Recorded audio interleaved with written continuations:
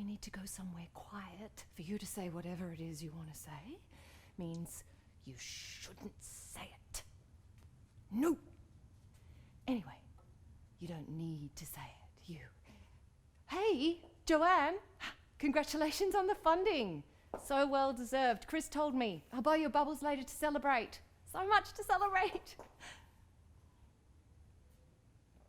Thing you want to say? I know what it is.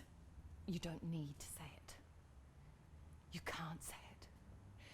If you say it, we're fucked. Say it out loud and everyone's fucked.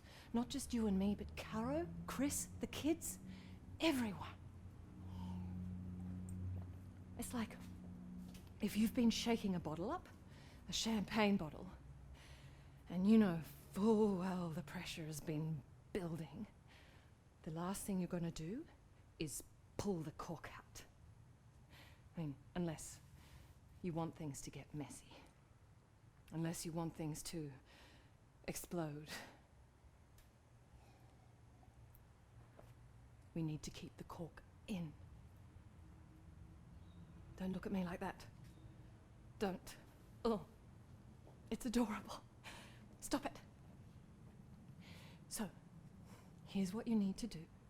You need to take this thing in your head, this idea, this thing that you are not going to say, and you need to channel it into somewhere else. Into Caro, your wife. No. Hear me out. This is good. You don't want her right now because you don't need to want her.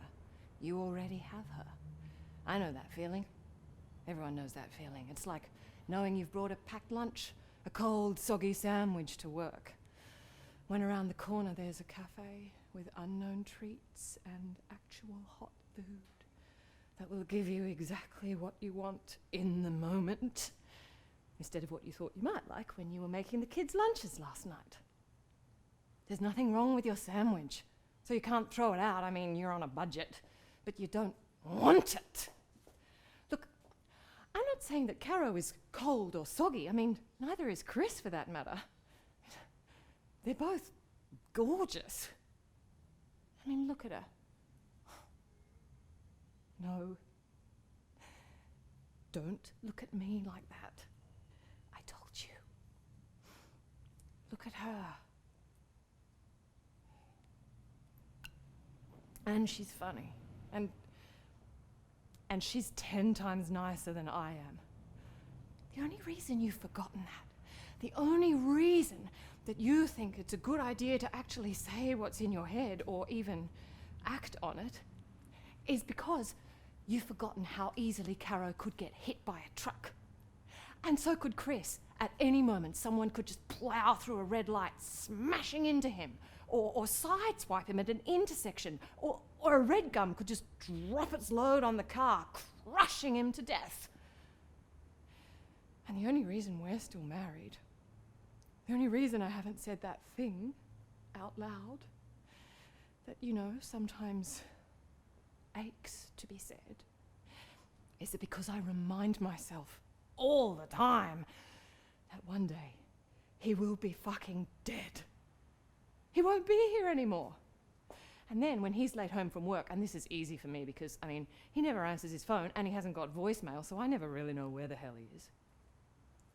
I start telling myself he's dead. That he's fucking smashed up somewhere. Mangled around a tree. Unrecognizable. And I will never see his face or kiss his lips again.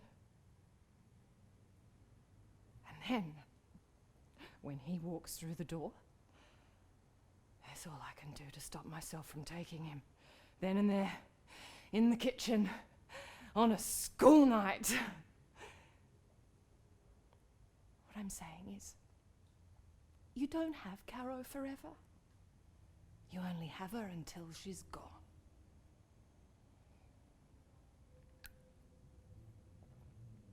Just out of interest, though.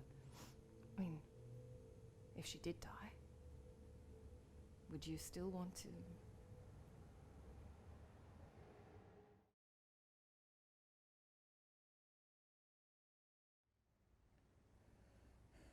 The end is beginning. I know. I feel it. It's in the fluttering of my gut. The prickling of my skin. The sudden constricting closeness. It's in the tremors. Oh, the tremors. B was ready. B was born ready, weren't you, B? B is stoic. Silent type. Real tough nut, aren't you, B? Hey, B. B. If you don't say anything, you agree that you're a big dumb idiot. Yeah, B was ready for the end. But I'm not. Not yet. I'm not ready to leave because this is home. It's always been home. Since the beginning. I remember that. A little bit anyway. The beginning. It was nothing, wasn't it, B? It was nothing, and then it was something. It was a crashing, splitting, a raging, roaring sound that wasn't sound, a blazing, blinding light that wasn't light, and then an unfurling. Everything wet, everything dark, and then here, A and B, anchored in an inky ocean, together, alone, until the voice. Oh, that voice. Sweetness. Wonderful, rich sweetness. Like a sound that you can hold, that you can feel, like a touch. The voice is pure desire, isn't it, B? The voice is the thing we want more than anything. The voice tells us things. Tells us about things called ocean, and things called tree, and human, things called hope. When the voice tells us this, I picture black fuzziness, I guess.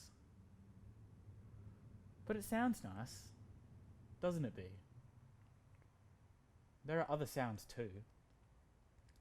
Like the harsh bark of shut up dog, for instance. Or the slashing crash of shit fucking chair, Daniel. Whatever that is. And then there's music. The voice loves music. There's what the voice calls Ed Sheeran? Awful. And then there's what the voice calls Beyonce. Quite nice, really. But B's favourite is what the voice calls trip hop. It goes.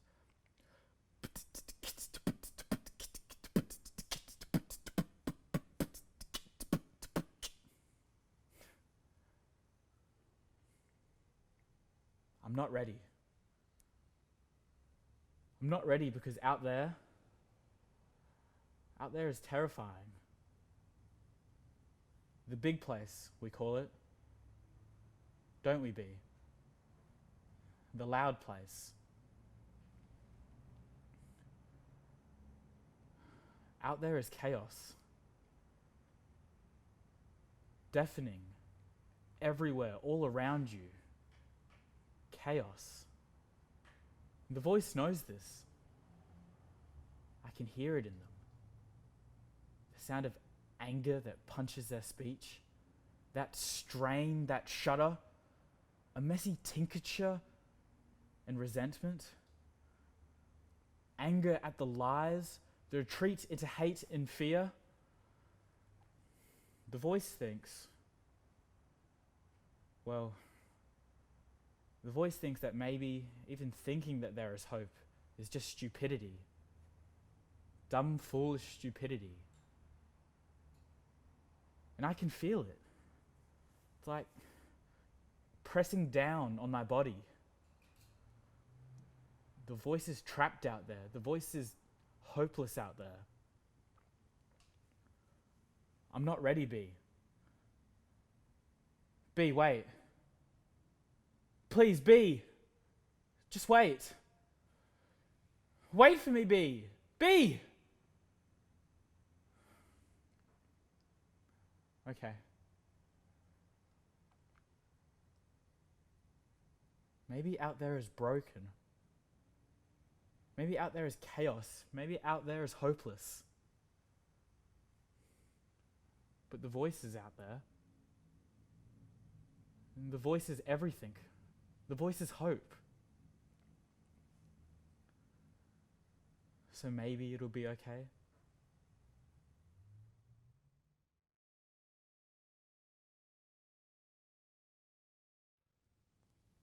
Oh, cut! Cut! All right, people, gather round. Gather round. Do you know why I yelled cut just now? You gorgeous hot fucks are not fucking like you're in space. You need to be more floaty. Cindy and Chaz, you need to wobble and jiggle slowly. It is imperative for immersion. Oh, and for the love of Ron Jeremy, Cindy, would you tweak the space knobs or suck on the ion pulse charger or something? Your top half is like a brick wall at the moment. Chaz, now I know that you can pump like a rodeo on cocaine. We don't need that. Have you ever fucked in zero gravity, Chaz? No? Well, I have, and it ain't easy. Boners are hard to come by, and when they do, they're bloody painful. Less pumping, more floating. You get me? Now, I know that it sounds absurd, but the special effects must come from the acting. We could barely afford to build this shitty spaceship out of Holden Commodore lights and Casio calculators, let alone pay for access to a zero-G room. This dream needs to be envisioned, and I am the man to make it happen. Have faith, you hot fucks. Do you know what they used to call me in high school? They called me the Zeitgeist Surfer, because I could always sniff out the next big thing coming from a mile away, and then I'd ride that bad boy to a tsunami of profit. I was thinking with my sniffer, and what with all of these rocket launches and space forces and new sci-fi shows coming out on Amazon Prime, people are loving the cosmos. I thought it was just going to be a fickle fad, a passing pop culture phase for everyone to finger themselves to for a hot minute. But then, lockdown happened, and everything changed. People realized how sick this planet is, and we're going to make money from that. The desire to escape circumstance, the hope that everything will be all right out there in the void through our own man-made destiny. Hence the SS Sextopia, courtesy of Bill and Mike, who've done a shit-hot job. Well, relatively speaking, obviously. I mean, it looks like shit, but it looks hot. It's shit hot. Anyway, Cindy, Chaz, take yourselves seriously and act how I tell you. Airy on the bounce with a slow, considered jiggle. Chaz, settle down. You're not on a cocaine bender in a bathroom stall at Red's, mate. You're in space. Cindy, just work it. You're a moist space freak. I know it, but prove to the world that you are the Modra of the muff. They want to see you fly high in slow motion, grab the balls, and barely bounce, ever so softly on the way back down. Now that is fucking in space. The people already in their hearts love the idea. You just have to make them believe that you're out there, in space. Let's do it! Lube. Lights, places, Godspeed, you interstellar fuck freaks, and action.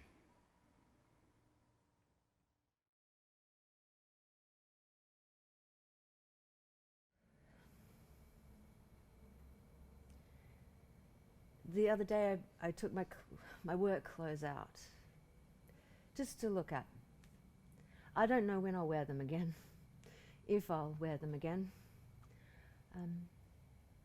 Colleagues on Twitter said that they're going online on Zoom or whatever, but I don't think I'd be any good on a computer.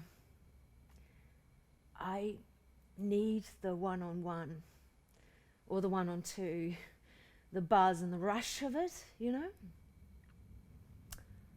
One friend, she's putting manuals on YouTube, what to expect, what to do. Maybe her clients need it. Mine don't. And I'm not interested in fly-by-nights. I know who my people are, and they know who I am. And they're my friends. Kind of. I'm not a performing seal. To me, what I do is one half of an exchange. I bring something, and my clients bring something, and in the middle is our happy place. It's exhilarating, but no one loses it or gets hurt. Unless, of course, they want. God, I miss it. One guy, he wanted to put $1,000 in my account for every week that we've been closed. I said he didn't want anything in return. I thought about it, but I've said no. I mean, the guy's a stock trader who got lucky, so it's not as if he'd miss it. But I'm doing okay. I've been saving, and I've got a little side hustle going on, landscaping. The world may have shut down, but the grass still keeps growing, and I'm pretty handy with a tool. I mean, a garden fork's not that much different to an anal hook, just as long as I don't get them mixed up. And then there's this guy in Hillcrest, calls himself Teaser Toilet Saddest Sub for short, though he's been known to go both ways. In fact, there's not a lot that he doesn't get into. Babyism, fisting, bastinado, pup play, food. He was a vanilla for 20 years before his marriage broke down. They're always really intense. 2 years ago, he came to our first session wearing a leather bodysuit. He jokes that he looks kind of like Emma Peel, and he's not wrong. He's almost 50 and lithe as a cat. I'm not sure what he's expecting, so I start like I always start. A cup of tea, a chat, a questionnaire. He seems quite bored until it gets to the bit about the masturbation habits. He seems determined to shock me. Oh, honey, I think. So anyway, he leaves the bodysuit at home for our next session. I make us peppermint teas and we talk about RAC. That's risk-aware consensual kink, in case you didn't know. The guy's an industrial relations lawyer, so he gets it. And then we talk about his life. He's slow to start. I can see that he wants me to cut to the chase. But finally, he opens up about his marriage, his father, the drunk driver who almost killed him the day his marriage broke up and the divorces came out. I ask him if he's ever spoken to anyone like this before, but I already know what the answer is. I spent years studying therapy before I became a dom. I can tell a greenhorn a mile off. he says, well, he doesn't say no. He doesn't say anything. He just doubles over in his chair and starts to cry. This lean, cocksure man in a suit and tie who likes to jerk over photos of Michelle Obama and Margaret Thatcher just cries and cries like a baby, like a little boy. And when he's done, wrung out like a dishcloth, we finish the contract and sign. So we start the next week. I tell him he can wear his bodysuit, but he's already moved on. Latex this time. Mask cut catsuit with a two-way zip. I'm wearing a power suit and pearls. It's in the contract. Forgetting that he has a broken back, he tells me to sit on him. And I don't. That's in writing too. His drops are bad at first, but I look after him and we talk. He tells me about his ex-wife, the affairs on both sides, his father, a cop who had a breakdown and was never there. Sub has a daughter in USA who has the virus. He tells me she's going to be okay.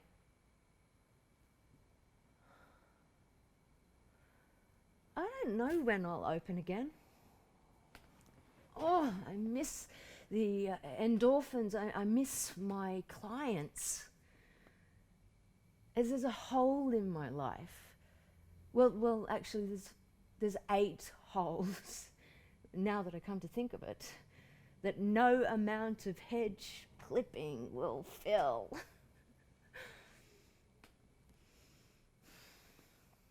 Eventually, Sub gets in contact with me by email. He tells me he wants to talk on the phone. Some of my colleagues have been doing it.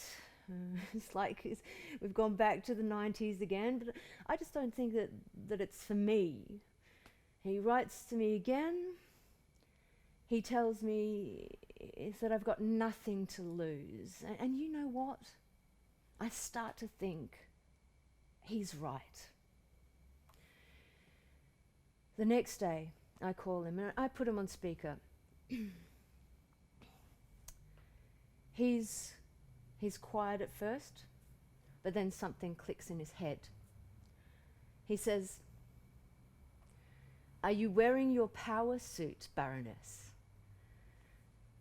And I say, "Yes, I am." And he says, "Are you wearing your sheer tights, your pearls, those big panties?" And I say, "Yes, Sub, I'm wearing my big panties." He asks me how many pairs I'm wearing. The answer's always 2. "When they go low," I say, "we go high." I can hear a little groan. "This lady's not for turning." The groan turns into a whimper, but I can tell that he's not feeling it.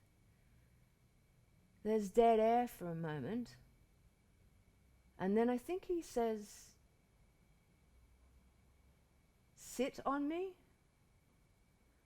The line is really bad, so I ask him to repeat himself. "Sit on me," he says, his voice loud and firm. Well, there's no mistaking it this time. I think for a moment. "Okay," I say. And then I tell him what I'm doing. I tell him I've had a long day whipping the asses of the Vice President and the Secretary of State, and I need somewhere to sit. I'm not sure his bony ass will do, I tell him, but I don't care. I sit on him, and I can feel his spine bow, hear his vertebrae clack like dice rolling in a sock. One by one, they begin to snap, each break driving him closer to the floor. At the end of the line, I can hear Sub groaning, and this time it's not just for my benefit. Finally, his spine breaks clean in two, and my weight forces him into the ground face first. I take off my shoe. I tell him I'm wearing pearl leather stiletto pumps with a 6-inch heel, and I fuck him up the ass with it. Sub groans, whispers something that I don't quite catch.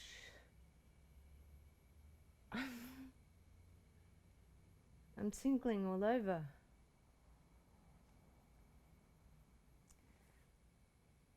After that, we talk.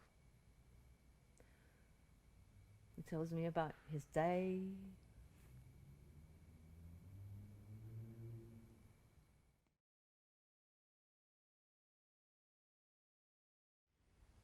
Big, huge, hefty, bulky, chunk, chonk, chonker. Thick with 2 C's, thick with a K. Round, big boned, Amazonian. Soft, flabby, obese. Porker, piggy, pig. Lump, lard ass, fatso. Lazy, disgusting, undesirable, fat. How about that? Everything about me and what makes me unique pushed to the side. It's not about what's on inside, it's about what you can see with your eyes, my achievements disguised by a layer of fat around my thighs. Fat. I remember being in the chemist on my bestest behavior in the hopes that the smiling man might give me a jelly bean from the tin under the counter. He thought it was well hidden, that it was unseen, but I had a keen sense for sugar and other nonsense.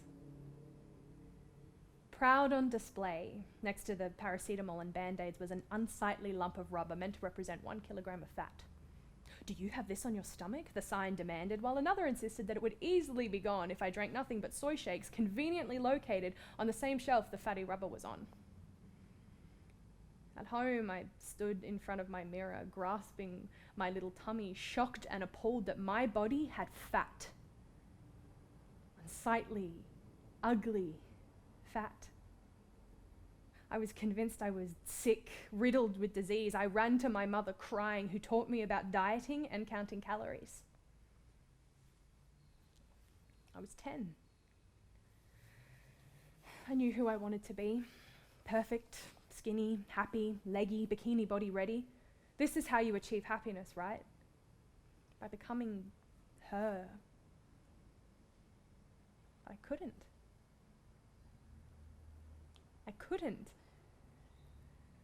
As my body grew, so did my resentment of her. Leave me alone. Let me live in this body of my own. The seeds have already been sown for a lifetime of self-consciousness and shame. Seems only too convenient if I have her to blame for the hatred towards my own body I frequently displayed. I want her, but I hate her. I need her, but I can never be her. I am held back by a wall of calories and binge eating, never quite feeding that obsessive desire to get that feeling that seemed to come so easily to her. Her of perfect body and perfect mind. As I continued to grow, I'd find that a lot more came with being fat than just an increased risk of diabetes and a heart attack. It also came with shame and embarrassment, longing and regret. Shame over that boy that I would never get because he was ashamed to be seen with me in public. I need a woman at my side more appropriate to my own size. I can't be seen wasting my time with someone who won't provide something visually attractive for me to desire. When you're on my arm, I feel no pride. I see your soft stomach and your behind, your uneven breasts and the tears in your eyes when you see your stretch marks in the mirror. I can't love you for who you are now. I need you to be thinner. It didn't take long for him to get sick of his project. He dated me for my potential, but I was a failed investment. My mind didn't matter, neither did my skill. What mattered was that he couldn't feel my ribs under my skin, that fucking me made him physically sick.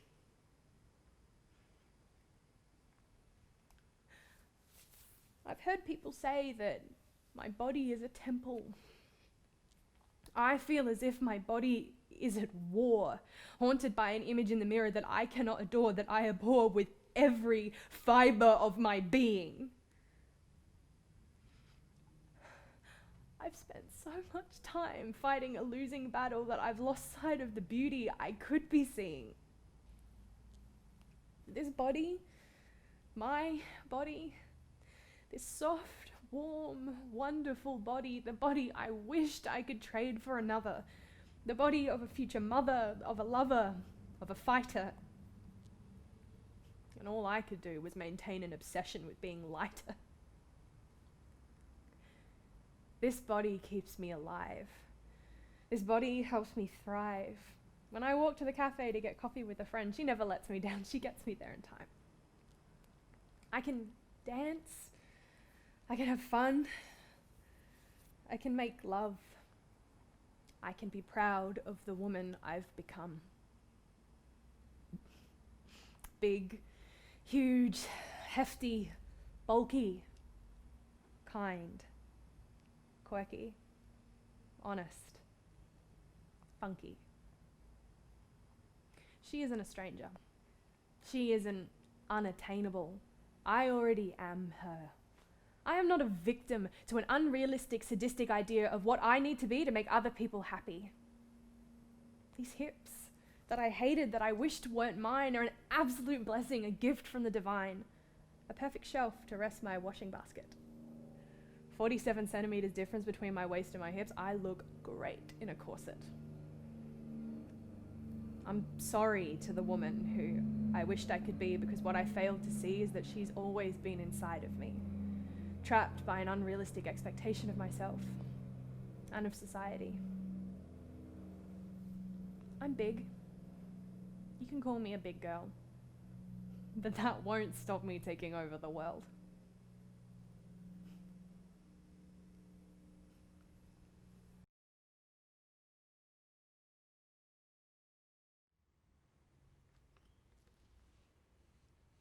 You're here.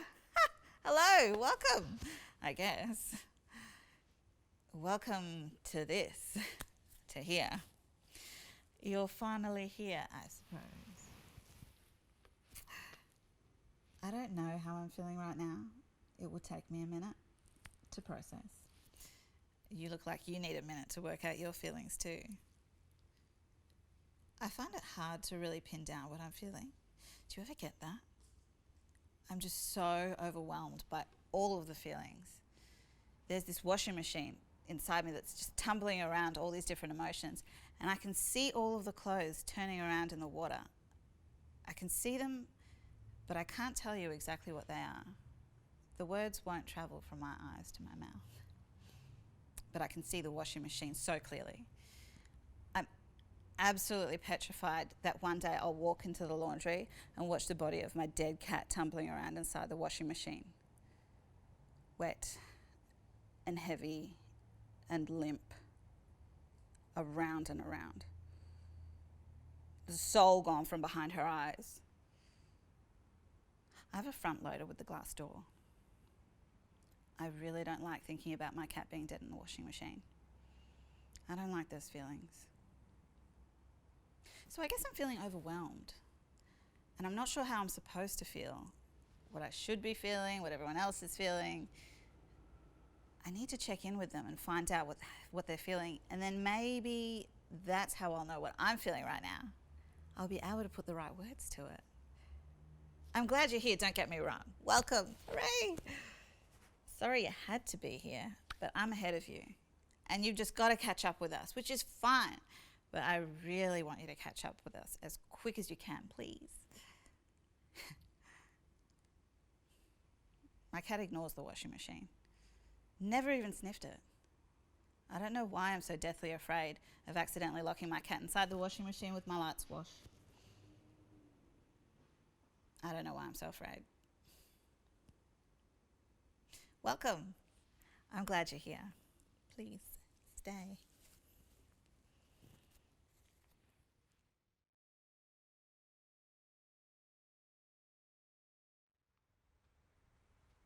I don't think he intentionally shuts down.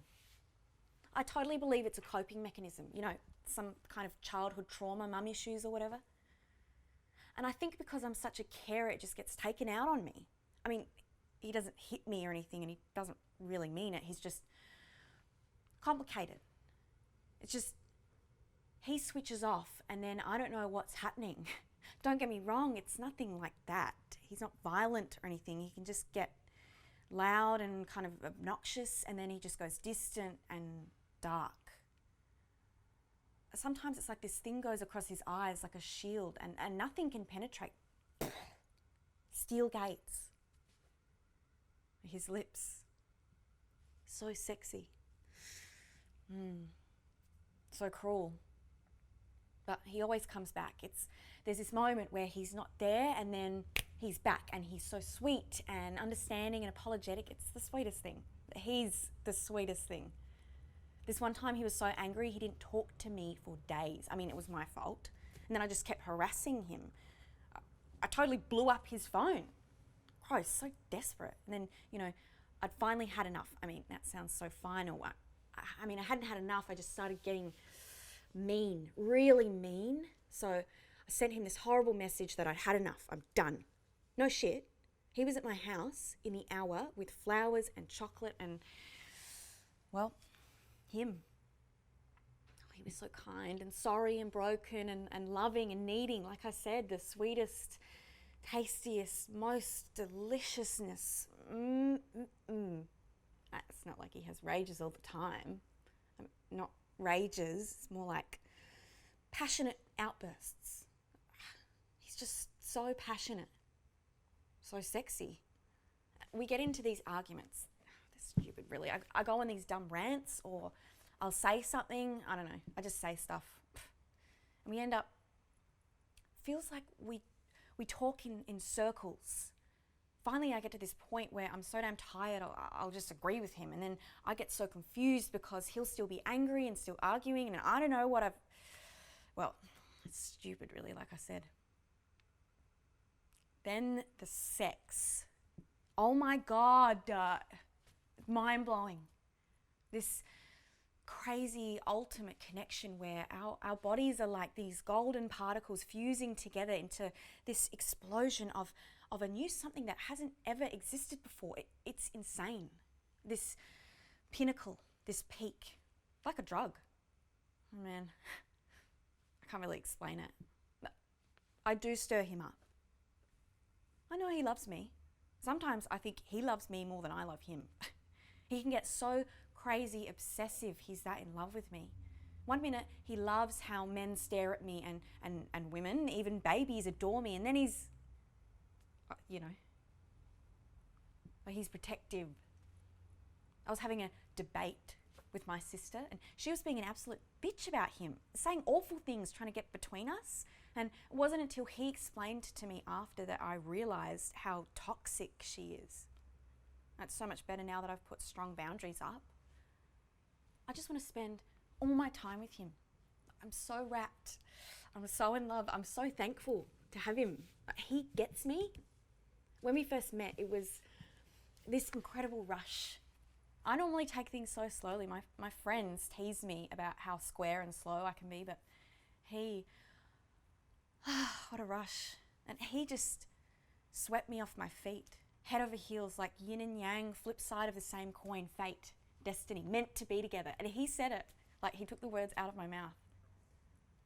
Never in my life felt something so complete. And all my contenders with their hearts and their loves and their flirty little comments, I don't even need to be friends with him in a virtual world because I have him all in the real world, and that's what matters. I know he loves me. I'd do anything for him. And when he goes to that dark place, he needs me. He really needs me.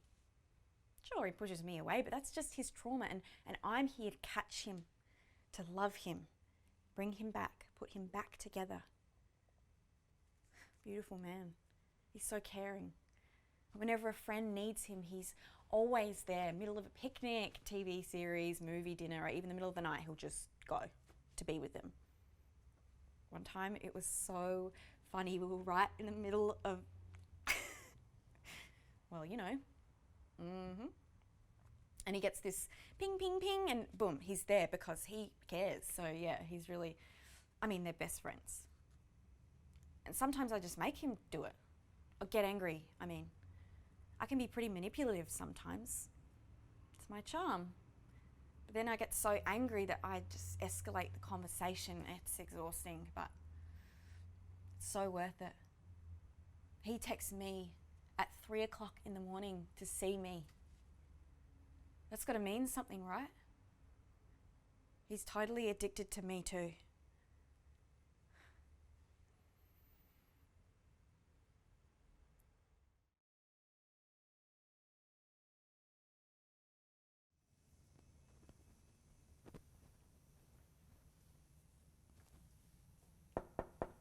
Hey. Look, don't take this the wrong way, but I kind of need you to leave. You haven't done anything wrong, it's just that all of my Tinder matches are after the same stuff. The people I used to match with for some late night traded friction are all about intimacy all of a sudden. Tell me about your day, what makes you happy, do you want to watch a movie together, how are you feeling? It's so touchy-feely and sweet. I'm not saying you're like that. You're not. I mean, you're sweet, but it's different. You leave me alone when I need space. You're independent and have cool passions. You seem aloof, but you're switched on. I really like you. I downloaded Tinder so I could taste the rainbow, not so I could make connections. I swear this whole situation has made everyone into big softies. I've never had any issues with doing the deed and then dashing. Tap and gap is the name of the game for me. It always has been. Intimacy is for commitment. If I sleep with you tonight, I know I'd want you to stay, but and I know you would, but that means I'll miss out on everything else that's out there. And I could be missing out on something great, you know? On top of that, I'll have wasted $30 on Tinder Plus. That's a joke. But serious. I'm not interested in exploring this feeling or seeing where it goes. That's exactly how people wind up in relationships, and relationships hurt people. I don't see the point in getting close to you and exposing myself just for you to decide one day that you're not keen anymore. You can't hurt me if I don't let you in, right? I just don't want to feel like an idiot when this all falls apart. Who has the time to heal from that? I'd rather keep hearts out of this. I'd have more fun playing the field than putting all my eggs into one basket. The only thing I'm willing to commit to right now is the pursuit of guilt-free, no strings attached, vapid romping. And with you staying over tonight, I just don't want to do that anymore. I'd give it all up for you. And I'm not willing to give it up. Besides, I'm young. Why would I risk settling down now when I've got the rest of my days to live a domestic life? Isolation or no isolation, I'm emotionally off the market. Entertaining feeling is just something I won't do. Look, with that being said, honestly, I really need you to leave. Somebody else is on the way, and it'll be really awkward for me if they saw you. I'm really sorry.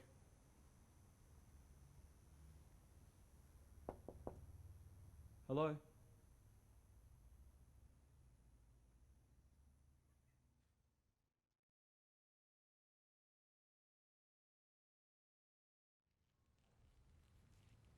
This wasn't my first choice in profession. I wanted to be Prime Minister.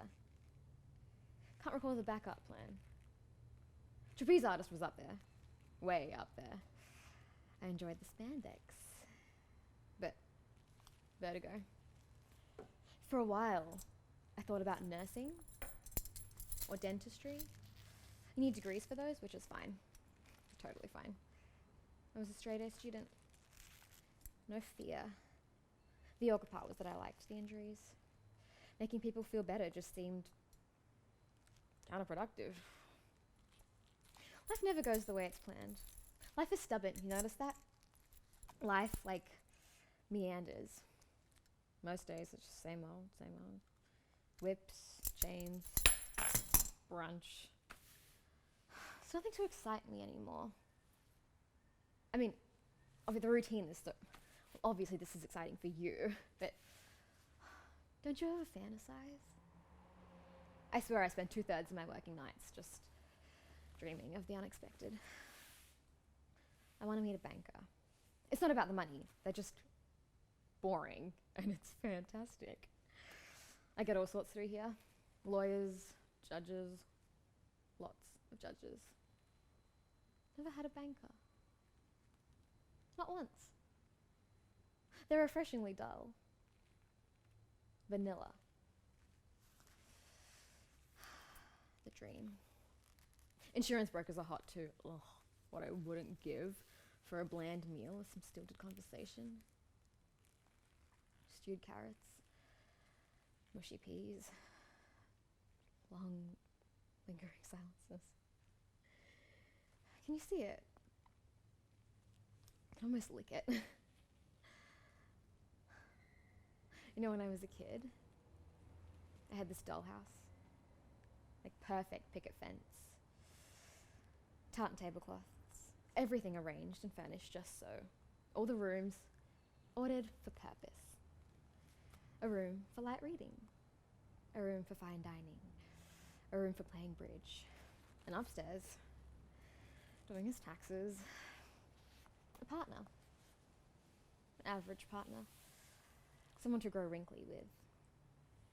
Someone who, like, wants a missionary position. We'd go for walks, visit the neighbours. Sometimes it'd be like demolition, or to take away. The whole hour was spent discussing risk management. Snoring until sunrise. Heaven. It's all I want. So that's my dirty little secret. Sometimes I just tune right out of here. Drift off to my personal happy place. My utterly boring, entirely awesome other me. But we all have to be professional. I hate you.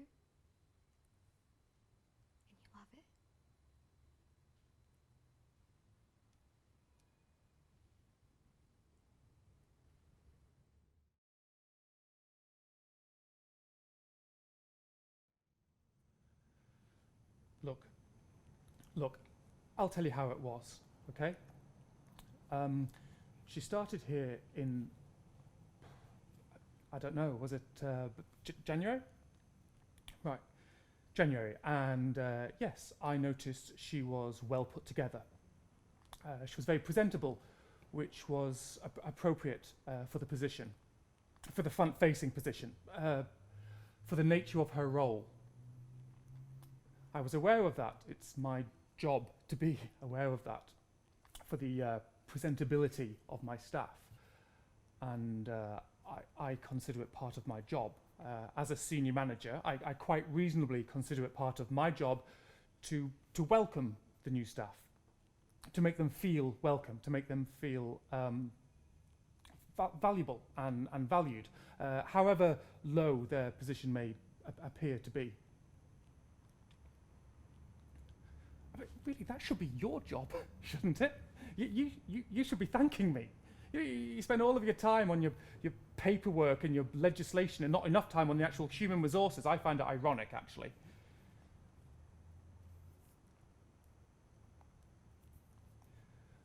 So yes, it fell to me to be friendly to her when I came into the office. I made sure to be friendly to her. I may have told her she looked well. I may have complimented her on her outfit in an entirely professional way. I may have told her she looked smart. I may have encouraged her in her career. Yeah, I don't remember the words I used. I may have said, what was it? Right, okay, yeah, so I may have said, if you play your cards right, you could go a long way in this company. Well, it's a common turn of phrase. I don't recall. I certainly did not knowingly or deliberately behave inappropriately. I don't believe you'll find anyone who will say that they observed any untoward behaviour. It's a very public space. It's the front desk. How can I possibly... Yeah, so we're clear about that. Yeah, so this whole thing hinges, doesn't it, on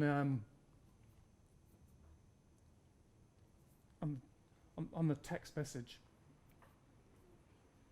on a single innocent text message, which I'm happy to explain, although the nature of it is quite personal. It's very personal. I'm sure you'll appreciate that it's personal, so I sincerely hope that this is kept confidential, all right? That's agreed. I did not mean to send that message. I did not mean to send that message to her. Neither the photograph nor the words that accompanied the photograph. I meant to send it to my wife. I don't know how they have similar names. That's all I can think of. The names begin with the same two letters, so perhaps I may not have been wearing my glasses. It may have been a low light. I believe it was evening, so perhaps I simply touched the wrong name. I didn't mean to. It was a mistake. It was an honest mistake. It was meant for my wife. It's a thing we like to do.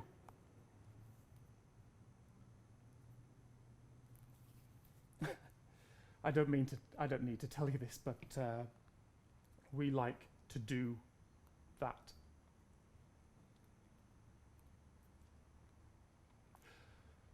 She travels a lot with work, or she did before this. Not so much now, but it's the thing we like to do. I would send, and she would send. There was no law against that between two grown adults who are married. I know it was my work phone, and I know. But who uses two phones these days? No one uses two phones. You do? Well, I think that's just you. I mean, I can hardly keep track of one myself, and the buttons are so small. I'm all thumbs. I have really big thumbs. So that's probably why I hit the wrong name. And the message. Let me explain the picture and the message. She likes it. All right. My wife likes it. She likes me to send a photo of myself, and she likes me to tell her what I'm going to do to her when she gets back from her trip. She finds it exciting. We both find it exciting. I don't I don't know why I'm telling you this. We've been together a long time, and we're often apart. We were often apart. You're married. Yeah, you must do something similar. You don't. Well, you should try it. She likes me to push the boundaries. When I say what I'm going to do, she likes, and she'll always tell me if that's not what she wants, but she likes me to surprise her, shock her even. And she likes to imagine it on the nights that she's away. She likes to imagine it, and then when she comes home, and we don't always, because sometimes it's better left as a fantasy. But we enjoy the fantasy, and we don't mind. Neither of us mind, because we've been together for so long that we don't mind that if in these fantasies there were other people.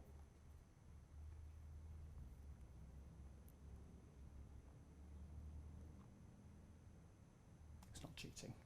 It's just, but when it's in your mind, and you can share that, it's a healthy part of.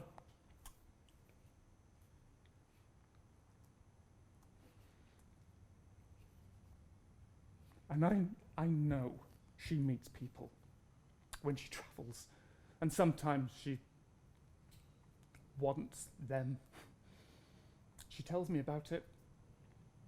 We imagine it together sometimes, and I see how much pleasure it gives her, and it gives me pleasure too. And if there's someone that I like to imagine, and she likes to hear about that, and sometimes we role play, and there was no harm in that.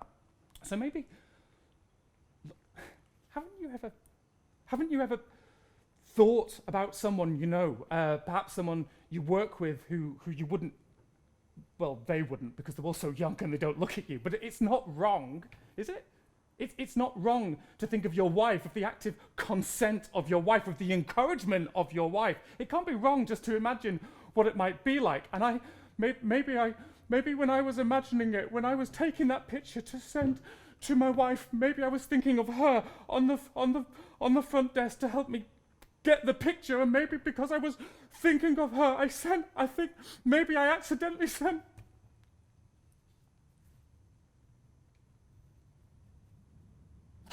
Please don't fire me.